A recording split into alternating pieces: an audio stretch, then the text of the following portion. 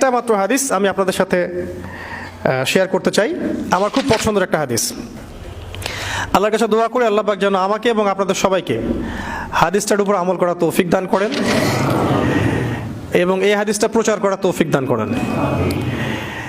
সহিহ মুসলিমের 9 নম্বর হাদিস আর মিশকাতুল মাসাবিহ যে বইটা আছে এই বইটার 2 নম্বর হাদিস। হাদিসটার নাম হচ্ছে হাদিসে জিবরিল। হাদিসে জিবরিল বা জিব্রাইল যেটা আপনারা বলেন।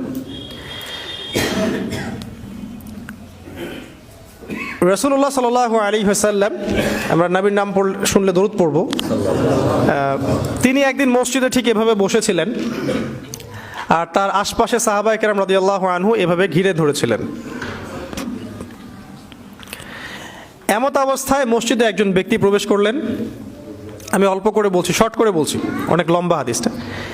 এমত অবস্থায় একজন ব্যক্তি মসজিদে প্রবেশ করলেন। প্রবেশ করে একদম নবী সাল্লাল্লাহু আলাইহি ওয়াসাল্লামের হাঁটুর সাথে হাঁটু লাগিয়ে দিয়ে বসলেন। তাহলে কিভাবে বসলেন? তাশাহুদ আত্তাহিয়াতুর সময় আমরা যেমন করে বসি ঠিক এইভাবে বসলেন, নবী সাল্লাল্লাহু আলাইহি ওয়াসাল্লামের হাঁটুর সাথে হাঁটু লাগিয়ে দিয়ে, এবং নিজের 2 হাত আল্লাহ রাসূলের 2 উরুর উপরে রাখলেন। টিচার আর ওস্তাদের বসার আদবটা বুঝতে পারছেন? অবশ্য উনি বসে বলেন নাই রাসূল সাল্লাল্লাহু আলাইহি ওয়াসাল্লাম একটু তাকান, একটা ছবি তুলি, উনি এটা বলেননি। উনি গিয়ে বসলেন। আপনি গেলে কি করতেন?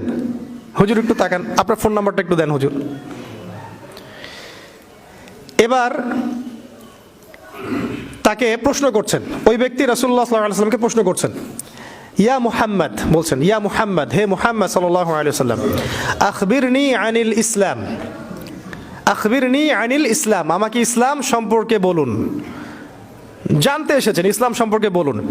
আর যে ব্যক্তি আসলেন তার চুলগুলো ছিল খুবই কালো, ঘন কালো চুল, ঠিক আছে, কুচকুচে কালো, আর জামাটা ছিল খুব সাদা, ধবধবে সাদা। মানে সফর করে আসলে যে একটা চিহ্ন থাকে, এরকম কোনো চিহ্নই তার মধ্যে নাই। মনে হলো আকাশ থেকে টুক করে পড়ছে এরকম। খুবই সুদর্শন, খুবই সুদর্শন দেখতে। নবী সাল্লাল্লাহু আলাইহি ওয়াসাল্লাম বলছেন, উত্তর দিচ্ছেন যে আল ইসলাম, ইসলাম হচ্ছে, ইসলাম ধর্মটা হচ্ছে ইসলাম ধর্মটা হচ্ছে আন তাশহাদা আল্লা ইলাহা ইল্লাল্লাহ ওয়া আন্না মুহাম্মাদান আবদুহু ওয়া রাসূলুহু। ইসলামের প্রথম বিষয়টা হচ্ছে তুমি আল্লাহ ছাড়া কারো ইবাদত করবে না এবং এই সাক্ষ্য দিবে যে আল্লাহ ছাড়া কোনো ইলাহ নাই আর মুহাম্মদ সাল্লাল্লাহু আলাইহি ওয়াসাল্লাম আল্লাহর বান্দা এবং রাসূল। এই সাক্ষ্যটাকে দিবে। মানে কি? মানে হচ্ছে তুমি আল্লাহর সাথে শিরক করতে পারবে না।